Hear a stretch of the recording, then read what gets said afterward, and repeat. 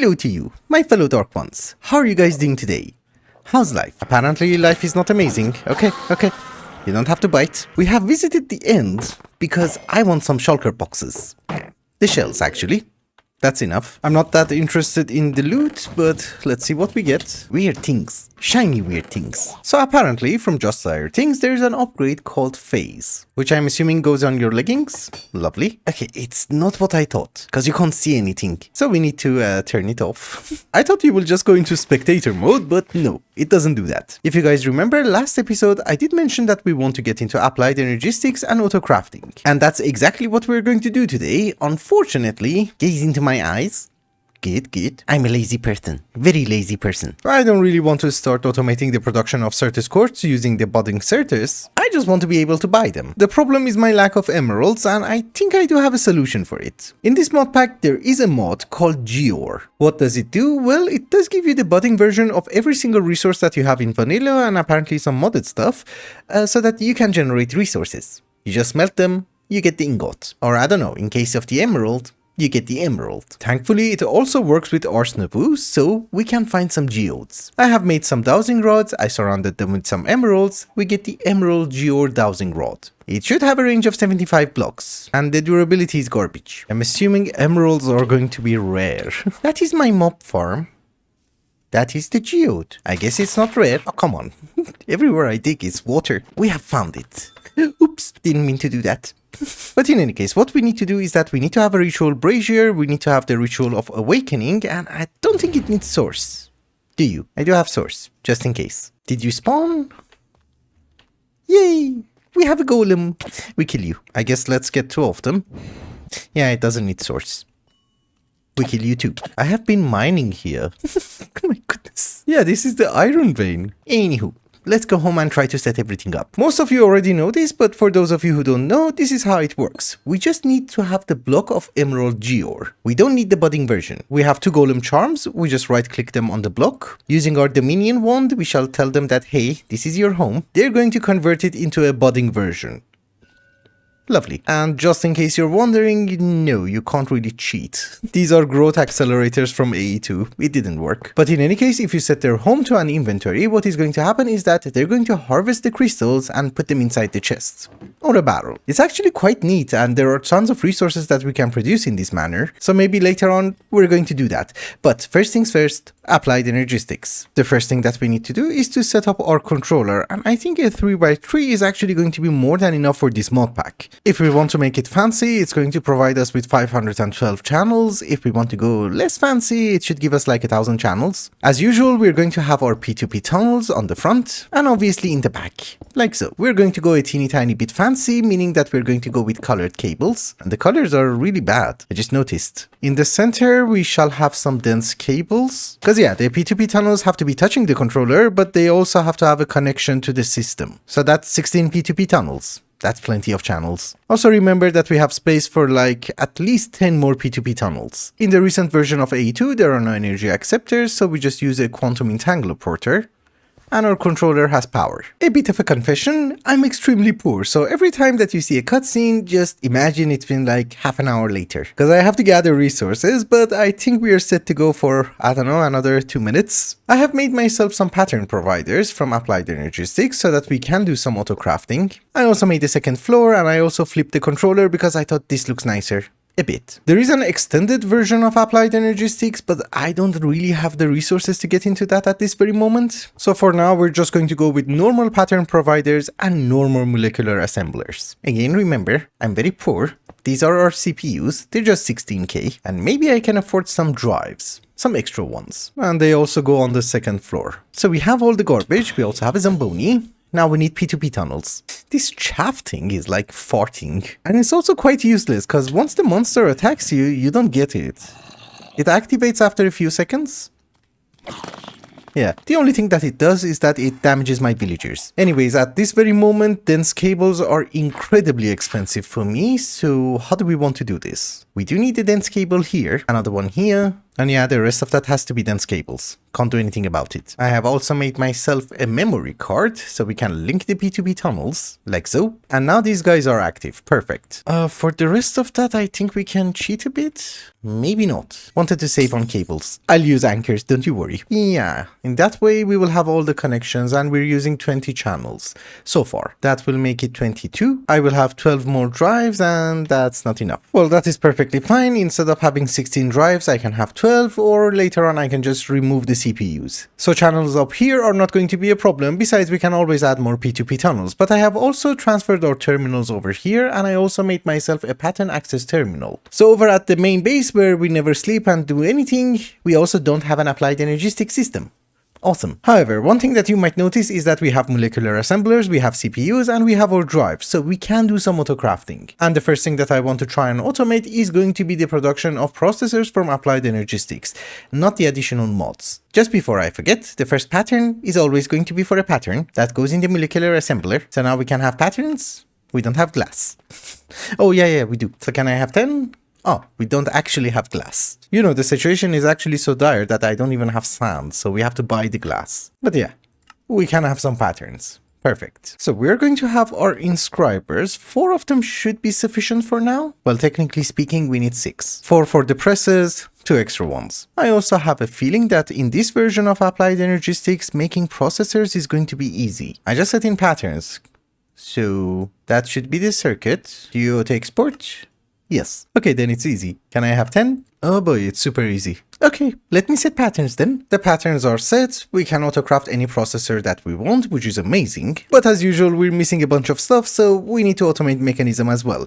This is a crushing factory, and it's going to receive a pattern for making quartz dust. It's faster than the inscribers. Besides, you can actually super upgrade mechanism machines, so you don't even need a netherite furnace. This is why I made an energized smelter. It has been a while later and there have been a few changes around the base. First off, I do have a row of mechanism machines automating every single alloy and circuit from mechanism. We have a few Ender IO machines. Well, the inscribers are the same, but a few more machines over here, including a sawing factory. I was also incredibly poor, so I did something that I didn't really want to do, and that was to make a digital miner. I kept running low on osmium because these machines require a lot of upgrades. But the most important thing that I did was that I sorted out the loot. Well, most of them anyways. I have been reading on the Iron Spells mod and it seems to be really neat, so we might have to do that very soon. Also, I have been exploring a bit on my own and as a result we do have a few extra mobs. First we have the Arch Evoker. This is from the Iron Spells mod. It doesn't give you actually much, it does give you a specific rune and also all the inks. We have a Phantom, we have a Blaze, we have an extra Enderman, and we have a Shulker. You can't really see it, but trust me, it's there. That was basically every single change that we had around the base. I want a cat. Yep, we have him. So our goal at this very moment is to try and capture a few mobs that are going to be useful in our mob farm. Of course, one of them is going to be a rabbit. Good, you didn't take the baby. We killed the baby. Well, I just died. I saw this dungeon and I wanted to gather some copper and dark prismarine. And yes, these places are a teeny tiny bit laggy. And those guys are the worst. They have like 3 health, but they can one-shot you. Also, this place is the best source of golden apples. I'm just saying. I have 81. And there's also a lodestone. We take it. We have 3 more mobs that we can add to our collection. There is a witch, there's a rabbit, and I also found a slime. I know that they do spawn in swamps, but I found it in the mangrove swamp, which I guess it's also a swamp. Anyway, since this is a kitchen sink mod pack, there are also a few mobs that are useful for us, and we can only find them in the Twilight Forest. But before going to the Twilight Forest, there's one more thing that I want to do. I want a wireless crafting terminal. I already have the actual thing on autocrafting, we have the connector on autocrafting, but if we want it to work between dimensions, we need a quantum bridge. That does mean we need a matter condenser, and I don't know, but I think we can go with a 64K. Well, we have the resources. Can I go with a 256? No. I guess let us buy some quartz. Even though I bought some quartz, I think it's a waste of resources. We go with the 64K. Still, I'm poor. So I'm not exactly sure, but I think with the Eternal Water block, this is going to be super fast, right? Yes, we want singularities. Not the fastest thing in the world, I guess. Well, we have more water source blocks. Is it gonna be faster? Seems so. I literally prepared everything and this took a very long time. We have 1 singularity. Since it is absolutely free, I'm just gonna let it run. But here is our TNT, the singularity, ender dust, and a teeny tiny explosion. Did it work? Yes, it's quantum entangled. I think we're going to assemble our quantum link over here. All the textures have changed. Here is the chamber. One quantum entangled singularity goes in. And I think we do need to have an access point. We put you, I don't know, over here. We shall link the wireless terminal. Here is your quantum bridge and the singularity. So in theory, this should have infinite range across dimensions. Does it? Lovely. Well, now that we are in the nether, I want one more ancient knight. Because I did spawn them for netherite scrap. You're a boss, I don't like you. Woo. Okay, it does seem that, yeah, they spawn down there. Or we can just take the garbage ones from here. Spawn. Let me activate the ritual. You jerk. Did they go in? Lovely. They give us netherite scrap, so they're useful. Oh. I did mention that we're going to go to the Twilight Forest, but I had a change of heart. Next episode I want to get into Fargo's talisman, and it does make sense to go and explore and fight bosses after we actually get the soul of Minecraft. So for today I decided to work on other projects. First off, we have a half-built kitchen, because I did add spice of life and I need food. And besides, food from Farmer's Delight are just amazing. They even look nice. And something that I did, which I'm actually very proud of, is this farm patch that you see over here. So these are the ingredients that I need in order to make food, and I use the Eclipse hoe. The Eclipse hoe is actually linked to a drawer controller down here, so everything that we get just automatically goes into some drawers. I love the hoe. Anyway, since we are not going to go to the Twilight Forest, we are going to start working on some automations, and I think our first order of business is to transfer our terminals to the main base. Because this system was supposed to be temporary, I just wanted to set in some patterns. So let us look at our options. We do have a wireless thingy. Oh, it's from Extended AE. You need the entropy something. Okay. Entro-infused ingot. Yeah, we're not gonna do that. Gaze into my eyes. Mesmerizing, aren't they? I just wanted to let you know that if you're developing a mod, you should always pay attention to your competition. For example, as most of you guys already know, this is how you would be able to make a jumbo furnace. Right? Ignore the progress bar. On its own, it's not amazing. It has the same speed as a furnace. You can put another jumbo furnace inside, and it should go twice as fast. If you put 64, then it's going to smelt 64 items. But nobody ever makes it. You just go with a netherite furnace. Because this does the exact same thing, faster, better, more efficient, and well, it does take less space. Obviously, the same goes with applied Energistics system. For even a bit of wireless technology, I can just add another quantum ring. And I already have all the ingredients for it, even the singularities. All I'm trying to say is that as a customer, I go with the most convenient solution. And trust me, intro crystals is not the most convenient solution. I might have to get into that a bit later, but we're not going to use it right now. That's all I'm saying. Another thing which is slightly weird in the brand new applied Energistics is that the quantum ring has power. So you don't need energy acceptors or controllers or quantum entangleporters or anything. Well, that's good to know, because applied Energistics is way easier now. Where is my card? Just in case you're wondering, quantum rings are basically cables, meaning that this cable, which is connected to the controller and goes to this quantum link, is just wirelessly transferred over here. Why is that important? Well, I will explain to you, because that means you can have the P2P tunnel before the quantum ring or after the quantum ring. It absolutely makes no difference. So if I link the P2P tunnel, we shall have 32 channels over here. Also, I guess for my basic smelting needs, we can have an interface, the netherite furnace, we give you the factory upgrade, and some power. And you shall output to the bottom, which is the interface. Right? Right. Anyways, let us get back to automation. What we want to try and automate are the 8 different essences from Ars Nouveau. Parlez-vous français? Nobody does. And yeah, my accent is horrible, I know. Well, 7 of them are from Ars Nouveau, 1 of them is from Ars Elemental. These things don't really require source, they just require an imbuement chamber and 3 pedestals. You put the ingredients on top of the pedestals, they're not going to be consumed, you give it a source gem, and in return, you're going to get the essence. However, for decoration purposes, we're going to have an arcane core. Totally unnecessary, but we're going to have one. Then we can have our 3 pedestals. I think we should be able to have 1 block gap and have 3 more. That's a pumpkin.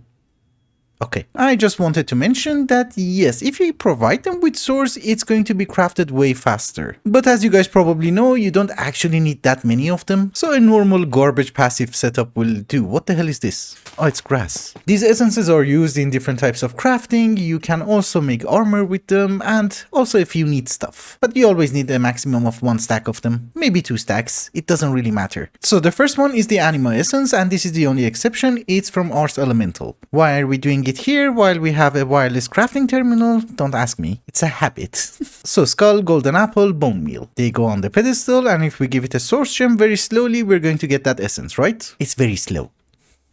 But then again, you don't need that many. So now let me fill in the rest of the ingredients. I have set in all the patterns and everything seems to work. Nothing is conflicting and we're getting all the 8 essences. So how do we want to automate it? Well, we are going to use entangled blocks because that's going to make it super easy. We shall have a drawer over here. That is going to be our input for source gem. Like so. We shall link it to an entangled block. We have 8 imbuement chambers, therefore we're going to have 8 more entangled blocks. And I'm going to link each and every one of them to an imbuement chamber. Like so. We can use some pipes in order to distribute the source gems into the imbuement chambers. So if I remove this essence, it should get a source gem. Lovely. And I guess for the rest of this, Ender IO is going to make it way easier. Let us get ourselves a filter and a few conduits. Down here, I'm going to have another entangled block, which is going to be entangled to our interface, so that it will directly import it back into our system. So now if we have the conduit, don't do that. We put you on insert, we put the filter in, and it doesn't work. Is it like a... okay, it's a right-click thing. We're just going to blacklist the source gem. So now what is going to happen is that only the essences are going to go back into our system and the source gem is not going to be extracted. So does it work? Seems so. There shouldn't be any essence left. Yeah, everything is in our system.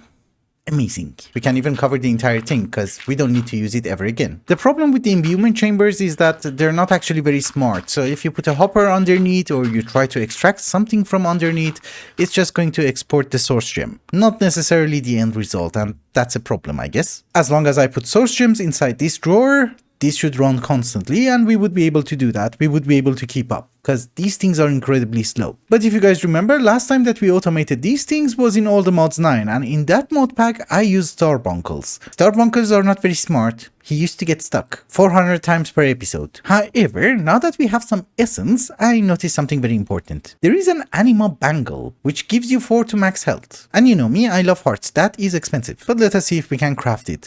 Does it make sense to have 2 of them? Because then we will have 8 hearts. Although this one is not that bad. Plus 3 to knockback resistance. Yeah, maybe we also go with this one. Oh, cobweb.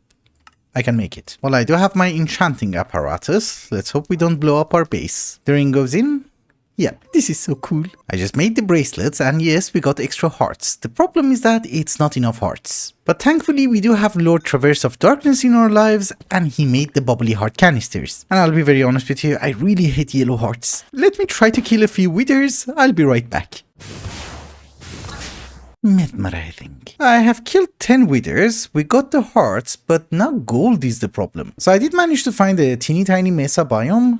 We're getting some gold. The problem is that that's it. That's the entire mesa. Or is it called Badlands? I don't know. If you stop shooting at me for like 1 second, I'll deal with you. Shut up.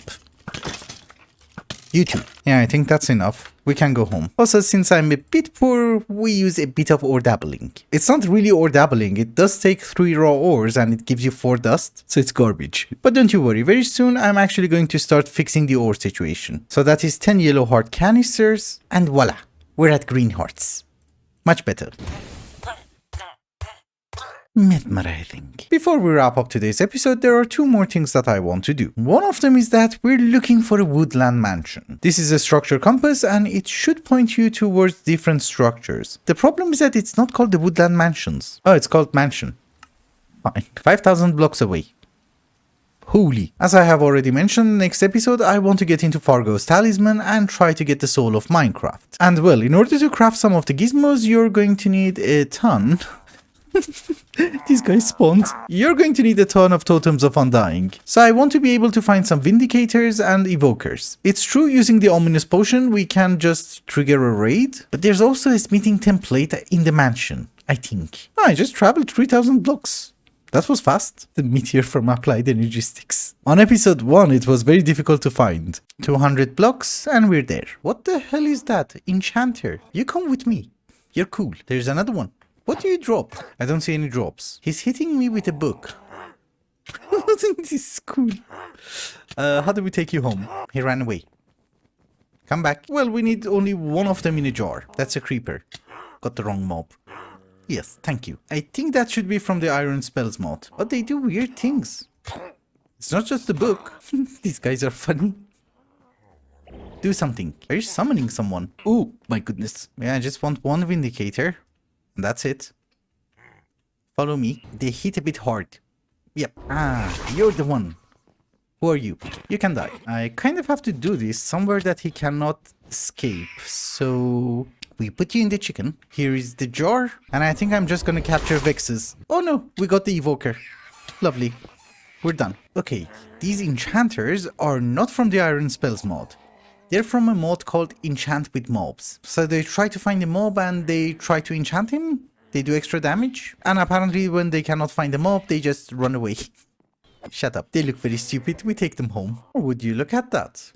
There is a smithing template. I am back from exploration. We have our evoker, we have our vindicator, and very slowly we should get some totems of undying as well as some bonus emeralds. However, before we get to the last thing that I want to do today, we need to finish a building. Otherwise I will never finish it. Yeah, that building. It's neither finished nor is it amazing, but at least it's a bit tidy. Anyways, the final thing that I want to do today is to get into Powah and automate the crafting of different components. And the reason for that is I need some ender gates in order to transfer power, and I also need a player transmitter instead of my pocket generator. Unless a player accessor from Just Dire Things does exactly the same thing and we don't need a player transmitter? No, it doesn't connect to power. Okay, I guess it's more like a player chest. Oh, and by the way, some of you observant viewers might notice that I have a lunchbox. From Spice of Life that I added to this mod pack, I do have Strength 2 and Regeneration. Automating Powah with applied Energistics is not a difficult thing, we just need 7 energizing orbs. You can just use the one, I'm using 7 because I want things to be done fast. Not in a million years. Also, we are going to have some import buses like so, and I have checked every single recipe of the energizing orb, and we have a total of 7, and that's it. And no, there are no recipes for making a block of energized steel other than using the ingots. So we can't really go efficient. I think that was just an all the mods thing. Okay, so what I have done is that I have a pattern provider with every single corresponding pattern for different parts that we need in order to make the Powah machines, and also an import bus with a filter. We're also going to enable blocking mode on every single pattern provider so that it doesn't really push that many items inside. And if we hook up the P2P tunnel like so, we should be able to start autocrafting. So energized steel, we want 10. The ingredients already went in, but I'm assuming it's not linked. Oh, everything is linked to that one. Okay, so we just link them here. Cool. It's crafting it. And you guys get the gist, we're going to slowly upgrade them to Nitro. A bit of a stupid way of doing this, but I think we can just jump to Nitro if we get like one Spirited Rod. Because Spirited Crystals are incredibly slow and I'm just playing with different rods. Well, it's crafting it. It's just a matter of time. The single Spirited is ready. Can we have 7 nitro and call it a day? Redstone. It's okay, I do have a witch. It's just that the drawer itself does not have a filter, so we have to take it from the barrel. Yeah, there's plenty of redstone and totems of undying. Nice. So 7 nitro, we can call it a day. It's gonna take ages. But look on the positive side, after that we're done. Oh boy, it's gonna take ages.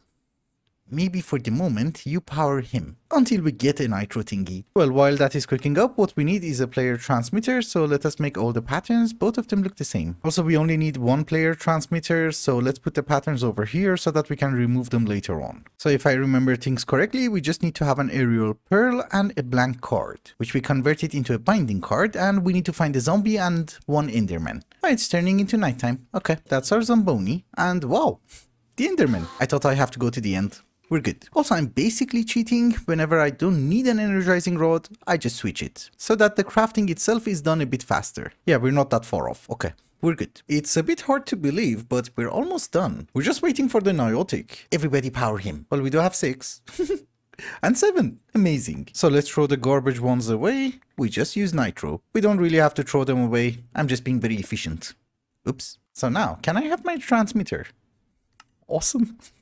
We just have to bind everything to the correct one. Also, I think the binding card, I have to right click. Yeah.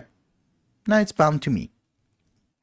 And the transmitter is ready. So we can put it next to a quantum entangler porter and the card goes in. I don't need the generator. No, I don't need the generator anymore. Good. Really good. And with that, ladies and gentlemen, I think it's also a good time to wrap up the episode. Thank you so much for watching and I hope you enjoyed it. Till the next one. Bye bye.